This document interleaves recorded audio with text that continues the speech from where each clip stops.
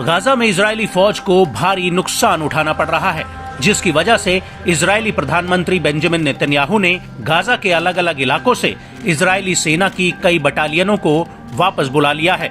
और हाल ही में इजरायल ने गोलानी ब्रिगेड को भी गाजा से वापस बुलाया था। लेकिन इतने नुकसान के बावजूद गाजा के भीतर हमास अभी भी इजरायली सेना के लिए एक बड़ी चुनौती बना हुआ है और इसकी वजह से युद्ध का फिलहाल कोई अंत नहीं दिख रहा है।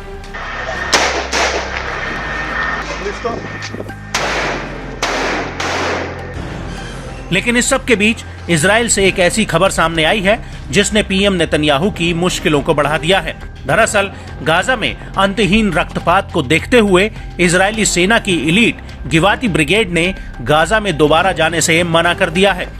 गिवाटी ब्रिगेड का कहना है कि इजरायली सेना उनकी मानसिक और शारीरिक स्वास्थ्य को अनदेखा करके उन्हें गाजा में दोबारा से सैन्य अभियान में भेज रही है।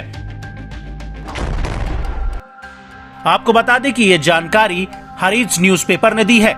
अखबार के मुताबिक गाजा पर जमीनी हमले में गिवाटी ब्रिगेड ने कई मुश्किल ऑपरेशंस को अंजाम दिया था और गाजा में गिवाटी ब्रिगेड के कई सैनिक भी मारे गए थे, जिनकी वजह से गिवाटी ब्रिगेड के कई लीडर्स और सदस्यों ने इजरायली सेना पर दबाव डालकर ब्रिगेड को वापस बुलाने पर मजबूर कर दिया था।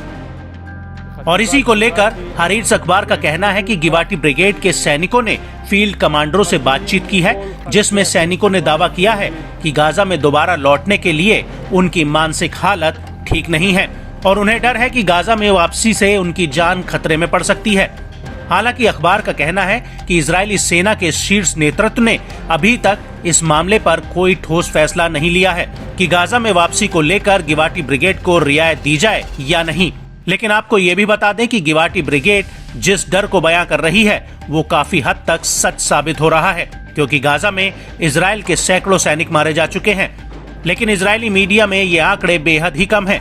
वहीं दूसरी तरफ इजरायल के अस्पतालों से लीक हुए आंकड़े ये बताते हैं कि गाजा में हजारों की संख्या में आईडीएफ के जवान मारे गए हैं।